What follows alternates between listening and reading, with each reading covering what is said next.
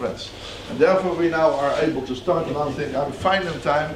So I even, for my announcement for Richard Lorentz, I use almost no time, because he is a respected contributor of these conferences. He, I would say, I think 18 years, even more? Yeah, about that. About that, yes. And he has a nice title now, because he said early playout termination in MCTS. Previously he would say, because that's easy going, yes, simple playout termination in MCTS. Now, Richard, it is my pleasure to give the floor immediately to you.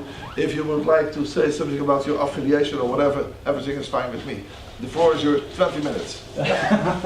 Thank you.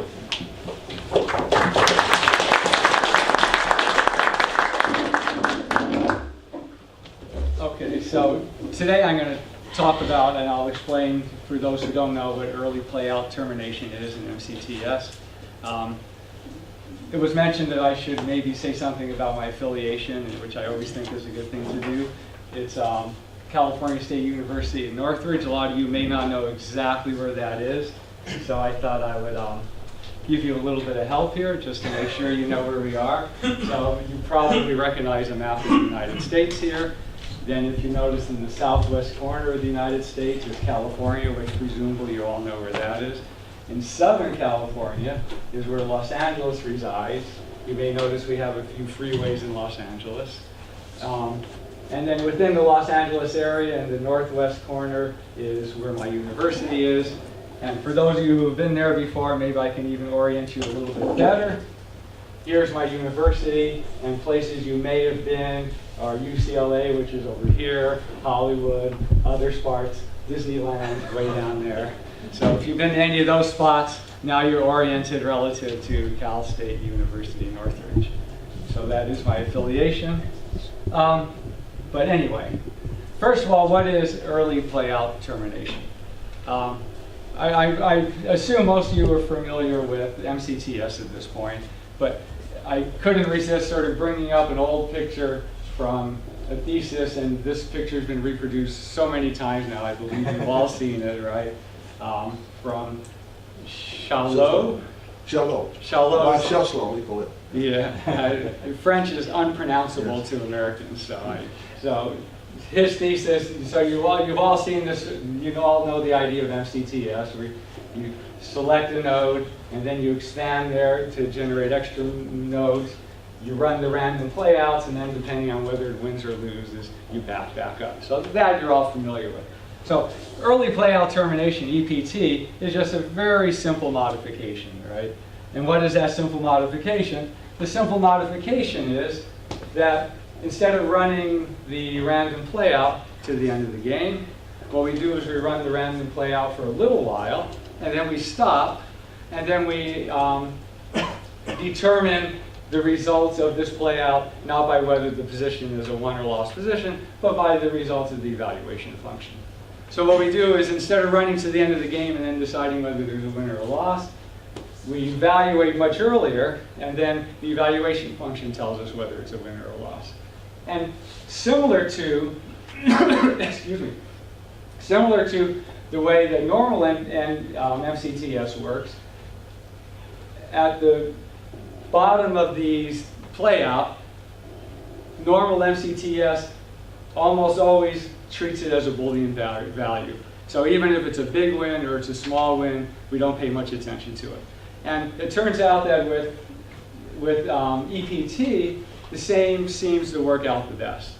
So with EPT, even though we cut it off, and even though we run an evaluation function, and we know evaluation functions give you a broad range of values from, winning very well to losing very well, we ultimately treat it as a Boolean. And just experimentation shows that the Boolean evaluation, even with all the information inside of the evaluation function, just looking at the sign of the evaluation is the best way to go. So my goal here today is to really sell EPT to you. Okay, I've been using it for a number of years now. I've found it successful in a wide variety of different games. So I'm going to show you 3 of the games that I've been working on it with, show you how successful it has been in those games, try to show you some commonality that runs through all of those games in terms of using the EPT, and hopefully encourage other people to use EPT because the variety of settings in which it is successful seems quite big. What's the history of EPT? As far as I know, it turns out to be a fairly natural idea. You know, the reality is if you run a game, and my first exposure with it was with an Amazon's program, and so when I was writing my Amazon's program, I decided to try an EPT version. At the same time, Ida and a couple of other people were working with a student, Julian Klutzer, and he also very quickly recognized the fact that EPT was the natural way. Just running the playouts to the end just lost too much information and wasn't very successful. So it is something that comes to mind very quickly.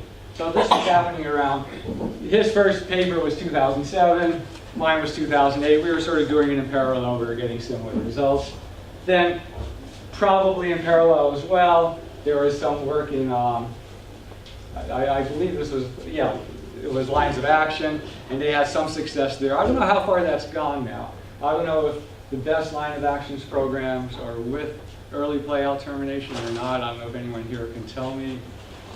But I know they did some work and had a fair amount of success. Then there was a somewhat new game called Breakthrough. And then Breakthrough was another program that I started a little bit more recently. So that was in 2013.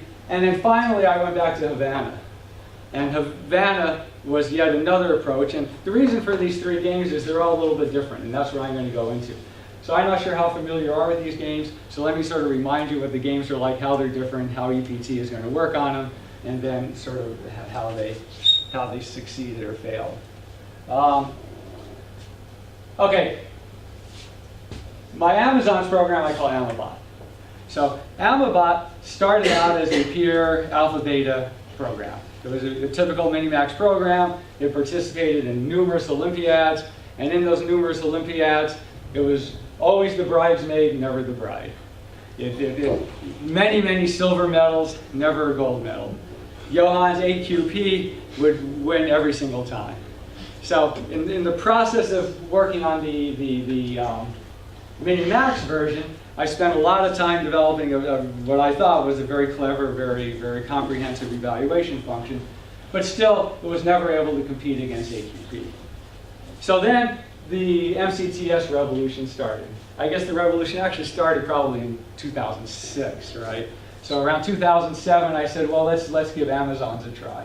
So that's going back to the other slide. That's where I started trying the MCTS, and that didn't work, so I went to EPT, as everyone else did who did Amazon's. And the progress was remarkable. It would win about 80% of the games over the Minimax version. Since then, it would, as a result of the transition from Minimax to EPT, it won, well, it says 5 consecutive Olympic golds, but I guess I can now safely say that it's, if you don't mind, it is now 6 consecutive Olympiad golds. So there's no question that it was a fairly successful transition. Also, I run it on slow games as well. Probably a lot of you are familiar with the game server on Little Golem. How many of you are familiar with Little Golem? A lot of us here, right? Okay, good, thanks. So on Little Golem, it is undefeated. What I do is every once in a while I challenge the sort of the champion player, and most of the times they'll accept a challenge from me, and it hasn't lost yet. So the transition from Minimax to EPT was very successful. Since time seems to already be moving quickly, let me just remind you what the game is like. Amazon's is a game of capture. The basic rule is the person to make the last move wins. Okay, if you run out of moves, you lose. So here's the starting position. A move consists of moving a piece and throwing an arrow. So you move pieces, you throw arrows. So here's after 2 moves, and then here we are a little bit later in the game. This is sort of how the game progresses. What happens is as the game progresses, you can see that red is only going to have a few moves here. Red has a few moves here. Blue looks like it's getting some here. So there's a lot of tactics here, but there's strategy also. So somehow that combination of tactics and strategy I thought would be a problem for MCTS. But it seemed, again, with the very strong evaluation function, it did fine. And so here's a sort of a final position in Amazon's. And again, this is what made the MCTS part bad. The MCTS was bad because we all know the game is over now. Because now red is going to be making moves over here and throwing arrows. Blue is going to be moving over here. There's no more interaction. There's no more competition between the two players, right? Each player is now on his own. So the game is over, but MCTS still has to run those random playouts over here. And so when it's running those random playouts over here, it may occasionally block areas off and stuff, and so too much information is getting lost at that point. So that's why it didn't work so well over there. Breakout was developed in 2012. It's a more tactical game. So as a more tactical game, let me get right into what the game is like and tell you how we're doing over there. These are all, despite appearances here, little golems have decided to represent the pawns like this. These pieces move as pawns, okay? And the goal is simply this. You view them as pawns. They can only move forward, and the first player to get a pawn to the opposite row is the winner. So this is a very tactically oriented game, right? Because very quickly, once the pieces start advancing, we have to sort of tactically calculate whether or not we can get a piece through to the other side. So again, looking at the game quickly, we can see that one of the goals is to try to sort of keep as many pieces as possible for defense, and then just try to push yourself around, which you can see is sort of happening there. Here we are later in the game, and now, in this case, white resigns because it turns out black can just kind of walk through here and has actually broken through. But tactically, that's sort of recognized quite a bit earlier. How well does EPT work here? EPT works very well here. On Little Golem, it is the third ranked player. One of them is actually an active, so it's the second ranked active player, and it plays a number of Minimax programs. There's 2 Minimax programs on the site, and it has winning records against the Minimax programs too. So it seems to do pretty well there. Havana is the most interesting in some sense, because it's quite a bit different still. As you may remember what Havana is a hex game. It's a connection game. The idea of Havana is to somehow connect up different edges. You try to connect 3 edges or 2 corners. You're probably fairly familiar with that. This one, let's see, did I mention it here? Yeah. Development here started around 2012. There was something called the Havana Challenge by, the name is escaping me right now. Christian Freeling, yeah, what was the first name? Christian Freeling, right. He had a challenge that said if any computer program could beat me by 2015 or something no, it would have been sooner than that, 2013, then he would give him $1,000, something like that. So a number of programs started developing. Minimax was doomed. Everyone knew it was doomed right off the bat. So again, because of the MCTS revolution, then suddenly MCTS at least started getting reasonably playing Havana programs. And another reason why we're fairly convinced Minimax programs are doomed is a very talented programmer tried to program it in Minimax, and when he participated at the Olympiad, like I said, he's a very talented programmer, but my memory is it lost every single game it played, if that's right. So Minimax is really basically doomed. One of the reasons is it's hard to come up with an evaluation function. How do you evaluate how close you are from having 3 edges? So I said, okay, well, can't we get EPT to work here too? So what I did is I just came up with a very simple evaluation function. The evaluation function basically tries to give an estimate for how far everything is from a winning configuration. So basically, here we're 1, 2, 3, 4, and about another 6 here, around 10 away from a winning configuration. That is the evaluation function. And with that simple evaluation function, I get a 60% win rate over regular MCTS. So EPT, even here, even though evaluation functions are hard to come by, even a very basic, simple evaluation seems to give us some information and seems to make progress. Here's how the game plays. You know how the game plays, so we'll keep going. I promised to talk about EPT in terms of what seems to work. What works with all of the different EPT programs? One idea that a lot of people have is near the end of the game gets more tactical. Since it's more tactical, you should probably switch to mini-max. My experience is that ends up not being true.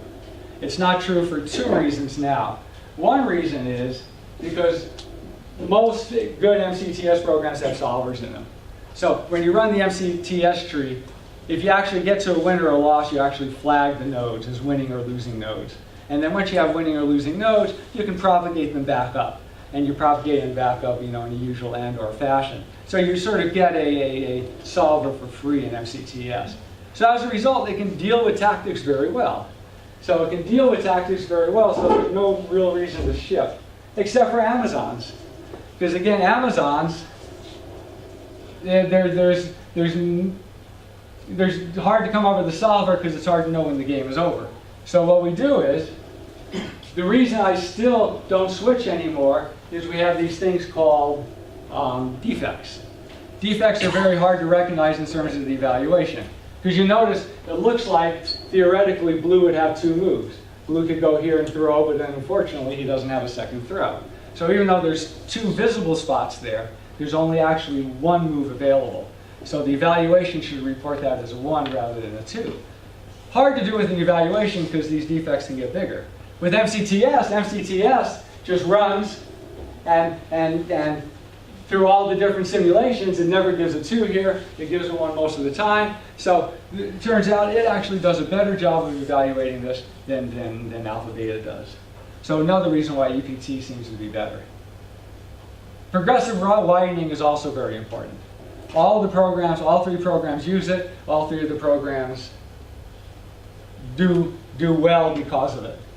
I won't go into details because I want to keep y'all happy. But, but the basic idea is there's usually two ways of sort of there's two ways of doing progressive widening. One is the sort of very direct way, which is to sort of restrict moves with high win rates and then start expanding them out, which I do with Amabot. The other way is to just initialize the nodes. When you expand and you create a new node, then very often what you do instead of starting the wins at 0 and the counts at 0, then give it an initialization value. And how do you do it? The secret here is not to use the evaluation. The evaluation is too slow. If you try to use the evaluation function to seed every single node in the tree, it's going to take too long. Pick a few features. That's what I do here in both of these. Like in the breakout game, for example. Features like how close are you to a goal? Are you doing a stupid capture? Just some very simple things. Use those as sort of features to seed the start values of the nodes, and then that ends up increasing your win rates 10 or 20%. One of the most interesting questions is when do you terminate? Early playout termination, when do you terminate? Turns out the best time is very early, and it's true for all the programs I've been doing. Usually around 4 or 5. This is the data from Breakout. So with Breakout you can see, and it's not too surprising in this direction. The longer you wait to do the evaluation, well, the less information you're really getting. It's sort of washing out in the random playout. So as it washes out in the random playout, you expect the win rates to go down. What's a little surprising is, why do the win rates go down when you have fewer random moves? If you have this good evaluation function that's giving you information, why not get it right away? Cut off immediately. Why make those 4 random moves? And 4 and 5 is the same number for all 3 of those games. So there's some reason there. And the reason seems to be that, first of all, we did a little testing. And the actual games play very similarly. If you have an EPT of 4 and you have an EPT of 1, the games are very, very similar. It's usually about a 4 or 5 move difference throughout the game. Take my word for it, that's what I'm saying here. So what happens here is, though, what it seems like is that when you're doing the evaluation, an evaluation later in the game is always better than the evaluation early in the game. So if you could run a few random moves, Not enough to wash out the position, but enough to get closer to the end of the game. So there's that trade-off. You want to get closer to the end of the game so your evaluation is more meaningful, but you don't want to run too many random moves and wash out the meaning entirely. And that cutoff seems to be right around 4. And that's just enough to improve the win rate, as you saw over here. You know, it improves it significantly, which is a little surprising, but which I think is part of the power of the thing. Which is what I just said. Improving playouts, again, my experience is almost never helps. Some very obvious improvements, you know, like always make the move that wins, always stop a winning move. Beyond that, if you try to get clever, it never seems to help. As opposed to say something like Go, where that's where all the work is, right? All the work is sort of coming up with the clever playouts. But again, that's not too surprising. You're only making 4 random moves. So what you want to do is you want to make four reasonably random moves, but the time spent trying to make them too clever doesn't pay off. There's a parity effect. That's not that interesting. Tweaks. Couple of little tweaks that aren't even necessarily EPT. I think we've all experienced MCTS getting stuck on a suboptimal move and getting frustrated that it doesn't shift over and make the other move. I found that even though the percentage gains are small, and I haven't really confirmed that it actually works, and with a sort of seat of the pants looking at the program, if I increase, all of my programs use UCT as the MCTS version. If I increase the UCT constant just at the root, kind of spread things out a little, then I have a better chance of pulling out that move that may have gotten stuck. And that actually seems to make for better moves. I know it's saved a couple of games it would have lost. I've never seen it lose a game because of that. So I think it's a good technique. I think increasing the UCT at the root is a good idea. Turns out at the selection phase, it's often handy to do some work too. And that's something that's not immediately obvious. So in breakout, it's bad to trade in certain situations. How do you get an evaluation to say it's bad to trade? Because, you know, the evaluation after the trade is going to sort of report the number of pieces equally. So what I do is I penalize it in the selection phase. And that gave me about a 15% win rate in the breakout program. So going to the selection phase and putting in some information there, especially strategic kind of information, seems very valuable. And I'm not sure how much that's, you know, it's kind of like Rave is sort of done over there. But I'm not sure actual strategic information is being done there. So that kind of works. Evaluation speed is probably good. What next? Amabot is doing awfully well. I don't know what to do next there. Breakbot is still being beaten fairly regularly by a couple of players on Little Gold, especially by Mr. Bonet. And he seems to know this game better than I do. So there's more strategic. My evaluation is still very simple. So even with that fairly simple evaluation, you know, it's one of the top players. So maybe I can pick some brains back there and get a little bit more information about the game and figure out how to improve the evaluation function and start knocking him off too. Still real problems here. And this sort of shows one of the real problems. And this is sort of the big mystery I was hoping to solve to show you the success of this technique, which failed. And the problem is, for some reason, he makes stupid peaks. You know, a peak in Havana is not like a peak and go, right? What happened is black went here and then white went here. So all that did was make white's line a little better. Black went here and then white went here. Black went here, white's about to go there. Why is he making those moves? I don't know. I need to fix that. So EPT is good. You should do it. Thank you. We are almost there. Both questions. You were there with your results, and the time is there, but still I would like to have 2 or 3 questions. Yes, Ingo. There's a doctoral dissertation by Brian Shepard from 2002, and he used Monte Carlo, not Monte Carlo tree search, but Monte Carlo playouts in Scrabble. Right. And there he also had early terminations after 4 moves. Oh, I'm not sure if he compared with other depths, but he had also the number 4. And just in the Monte Carlo playouts. In the 2 players. Yeah. So maybe there's a fundamental constant that we need to define. Tot. Now, the early termination is 4 moves after it goes out of the tree, or 4 moves from the current point in the game? After it leaves the tree. Right. Right. One more question? If no more questions, then the questions will come up in the break. Is that Right. okay? That'll be good. Thank you very much. Thank you.